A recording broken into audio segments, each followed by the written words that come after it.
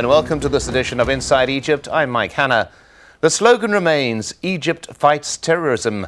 That's how Egyptian state media portrayed the fight against the Muslim Brotherhood in the months following the military takeover. And now Egypt's interim cabinet has approved new security legislation designed to take what it calls its fight against terror even further. Few details are known about its specifics, but the Justice Minister says it will broaden the government's definition of what it calls terrorism and introduce tougher punishments for those convicted of the crime. The new legislation follows a number of bombings and shootings in recent months that have largely been aimed at security forces. The government has repeatedly pinned the blame on the Muslim Brotherhood. On Wednesday, a police general was killed and 5 policemen were injured when 3 bombs exploded near Cairo University. And in February, an armed group known as Ansar Bait al-Maqdis claimed responsibility for an attack on a bus in the Sinai Peninsula. In the same month, a group called Anjad Miza said it was behind an attack on a vehicle carrying army conscripts outside of Cairo. Well, Egypt's government says almost 500 people, mostly police officers and soldiers, have been killed since July, but the government hasn't made any arrests in relation to specific attacks. Well, let's bring in our guests. In New York, we have Sahar Aziz, an associate professor of law at Texas A&M University. And in Berlin, we have Sarah El-Tantawi, political analyst. Sarah's a fellow at the Forum Transregional Studienwissenschaftsschule in Berlin. And joining us on the line from Cairo is Abdullah Al-Shal, a professor of international relations and law at the American University of Cairo.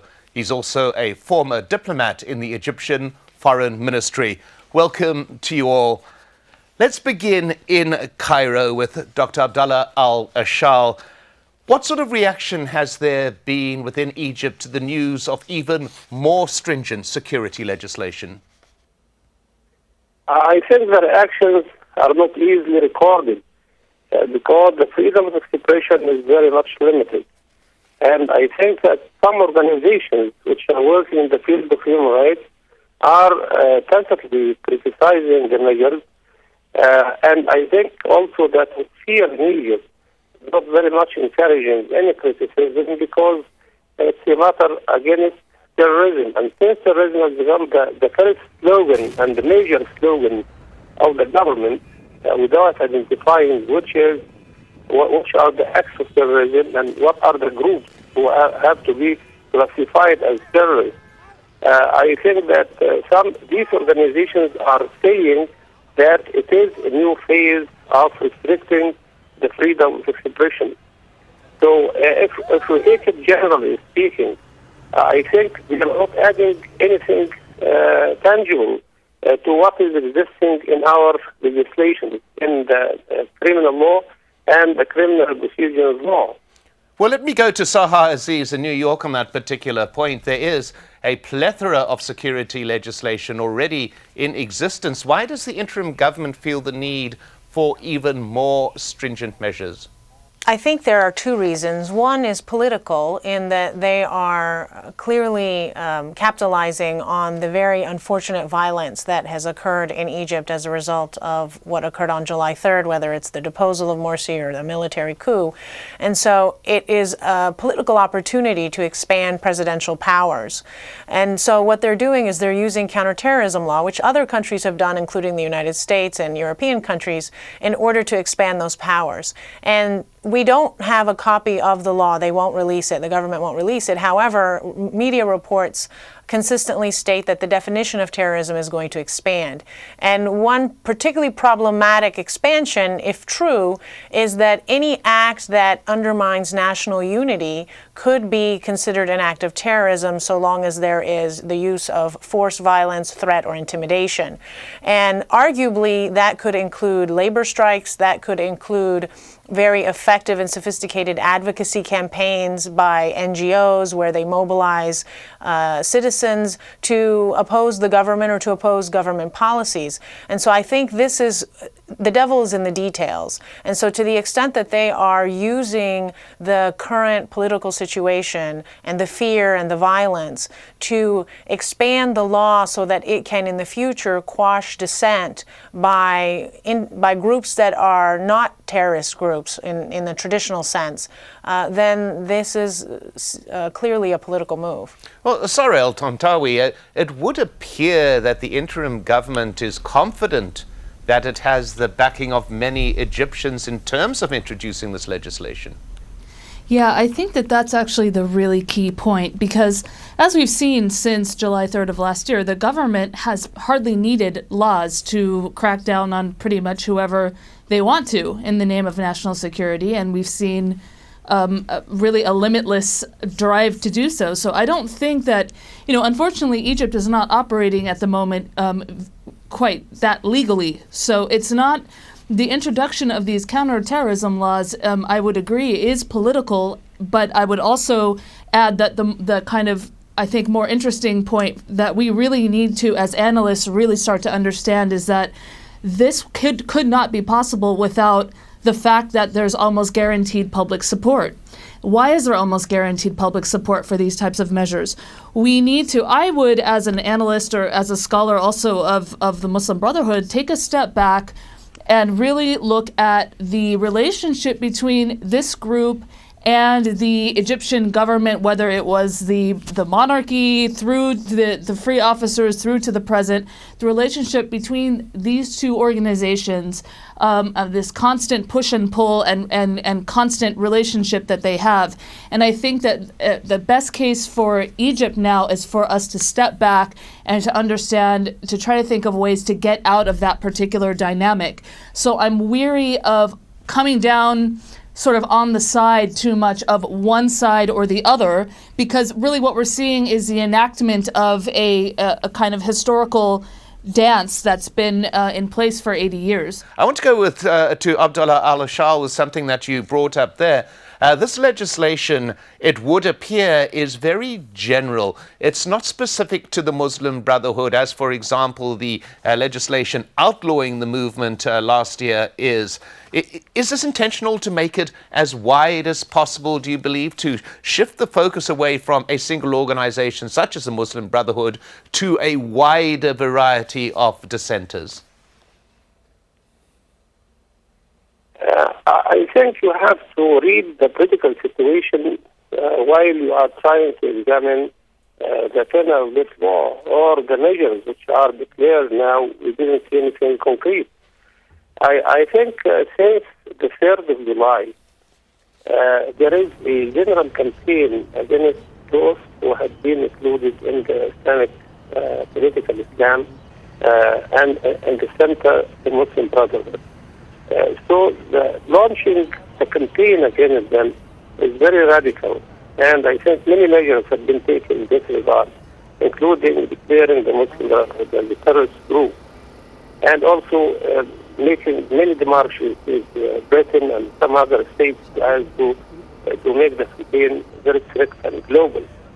In these circumstances, these measures are intended to rectify the situation in Egypt and to be against anyone who is making any demonstration against the government or criticizing any measure, including the Muslim Brotherhood, of course. So if you are going to stop the violence, you have to stop the violence of everybody, not only those who are acting for something else. So you have the state and you have the street. So you have to control both of them. And I think, to my mind, this is not possible without a political solution. You are treating that, or you are concerned with the consequences of the non-solution on the political level. Well, let me go to Saha Aziz on a point that has been brought up here, the relationship between the Muslim Brotherhood and other organizations. We've heard claims of responsibility for the violence, for example, from Ansar Bayt al-Maqdis, from Anjad Musa. Yet, interestingly enough, no individual from any of these organizations has yet appeared in a court. The government appears intent on establishing a linkage yet it has not successfully done so at this particular point. Is that correct, you believe? Well, I think what the question highlights a very important problem in the legal system, or at least in the current situation politically and legally, which is there's very little transparency. And this is why law does matter and procedure matters and process matters, is that the outcome for it to be legitimate needs to be transparent, and it needs to be according to processes and procedures that are communicated to the public, so that you can determine for yourself, if you're a citizen, whether the government's conviction of a particular group or the sentencing of a particular individual is in fact based on their wrongful deeds, as opposed to a political vendetta and a much larger and historical political dispute between major political actors in the Egyptian system. But I wanted to respond to Ms. Tantawi's comment about public opinion. I think the problem we have is we really don't know public opinion in Egypt, because you have this combination of the absence of a free press, which I think is very significant. It's not, I mean, even though it's easy to dismiss government propaganda as something minor, the absence of a free press is a major contributor to informing the populace and ensuring that whatever their decisions are, they're based on accurate information. The second is there's very little polling that's permitted in Egypt.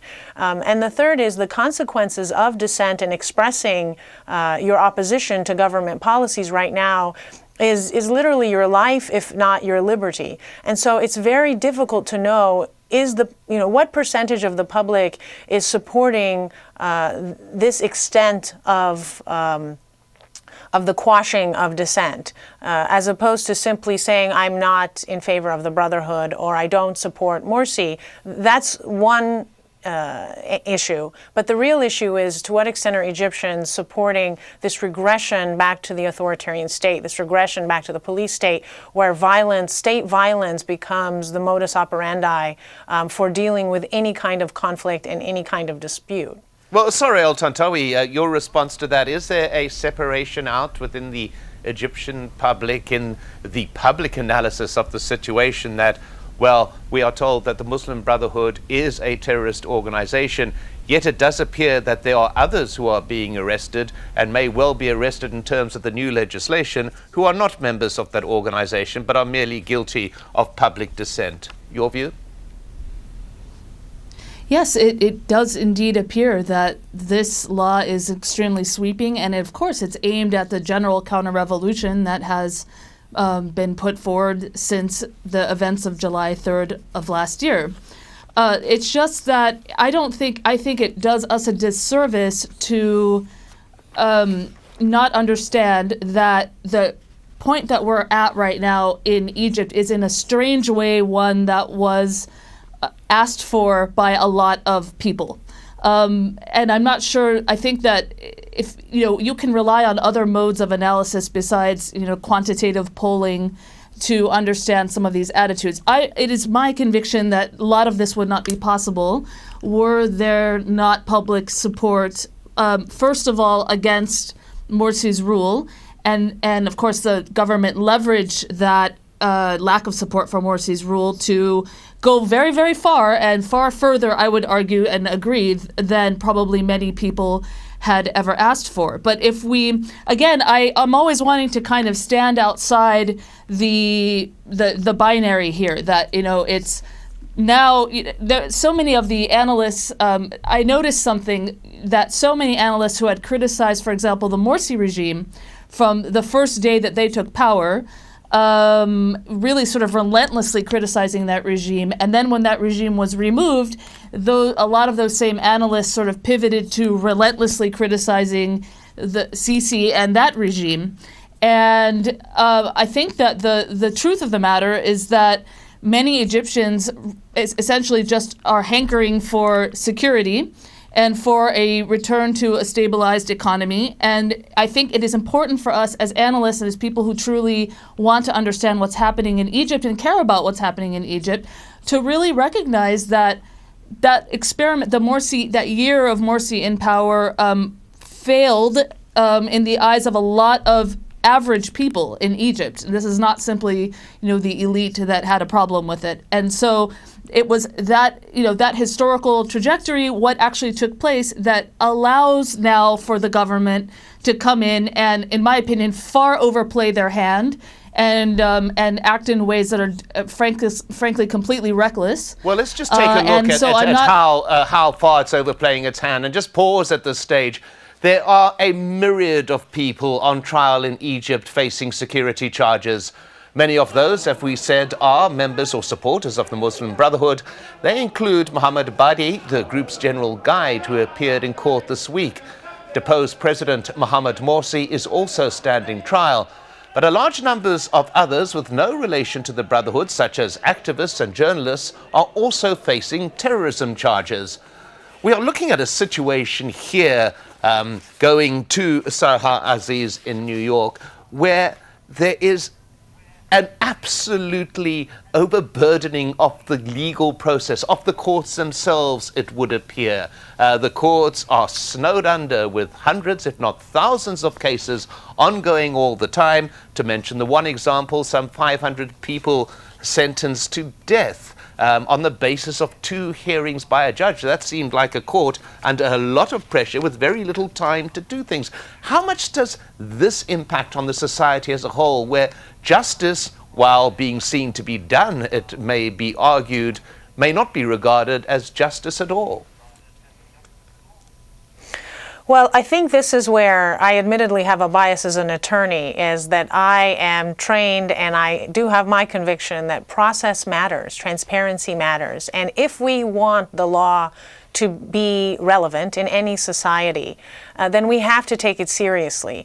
And I think what's happening now, for example, with this counterterrorism law and these prosecutions of youth revolutionaries, prosecution of journalists, mass death sentences after the second hearing, which most judges in Egypt find to be an affront to judicial independence, all of this is delegitimizing the law.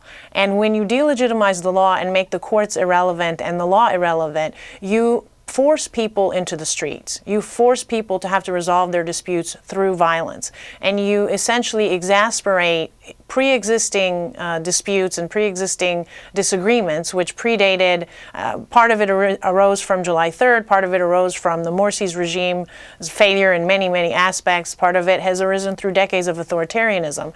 And so what I think is very important for us to think about is how can we use nonviolent means, and we meaning the state as well as the citizenry, to resolve very real disputes and disagreements on the future of the country. And so I think the critique of, for example, the July 3rd coup, dissolution, uprising, whatever you want to call it, was about process. I think that many people who criticize the government's overreaching and authoritarian tactics, I mean, it's textbook. Some NGO leaders and human rights activists are actually saying that it's worse than the days of Mubarak, which is quite worrying in light of what January 25th was supposed to represent. And so when you look at that and you ask yourself, is this what Egypt should become? Is, even though people wanted Morsi out, and I agree with Ms. Tantawi that many, many people were unhappy with Morsi's rule, I think the question was, how do you go about removing a failed leader? Do you go through elections? Do you go through nonviolent uprisings? Do you go through the military? And I think that is the fundamental difference. And now we are in a situation where it's really trying to deal with reality. Well, let's go to Abdullah Al-Ashal on that particular point, if I may interrupt, Zaha. That point that the legislation being put in place to create security, that's what the interim government says is doing. Some are arguing, as we've heard indicated at here, that it actually encourages dissent. This kind of security crackdown becomes a cause rather than a solution to the problem of insecurity and of ongoing dissent. What's your view on that, Abdullah Al-Ashal? Yes, I think that they are trying to solve the problem from behind. They are not going directly to the core of the problem itself. And this is why I'm in favor of the second view, that these figures are going to frustrate the situation and is going to increase the tension in the street. Because, to my mind, the measures in the government are the maximum that could be taken in any circumstances. And despite all that, violence did not stop. And it is taking very bad harvest in the lives of top police officers. And it is also spreading the insecurity, the general insecurity in the country itself. And this is very bad for a country heading for presidential elections. Well, let me go to Sarah El-Tantawi with that particular point, if I may, Dr. Abdullah. That point being made there, that actually it is having the reverse effect, that people are getting more insecure because of the consequences, the reaction to the exercise of such stringent legislation. Do you believe that that is the case? Absolutely. I think that that is the case. And I actually sometimes go so far as to think that the regime wants to keep perpetuating the Islamist threat. I think that that actually matches up with my reading of history, that these two groups actually need each other, and that if you one way of looking at the behavior of the current regime is that they've exacerbated the problem. I mean, you know, when you have a death sentence of 529 people in one day, this is an outrageous move. This is, I understand it's the judiciary, but and not necessarily the regime, although I think one can certainly draw a connection. But I think that one way of looking at it is that the regime is actually perpetuating the Islamist threat, and that the Islamist threat survives on the regime's brutality. And so, once again, I'm always wanting to step back and see a way that we can get ourselves out of this binary between the regime and the Islamists. And one of the concerns I have, and you know, we spent so much time talking about the nomenclature of what took place last year.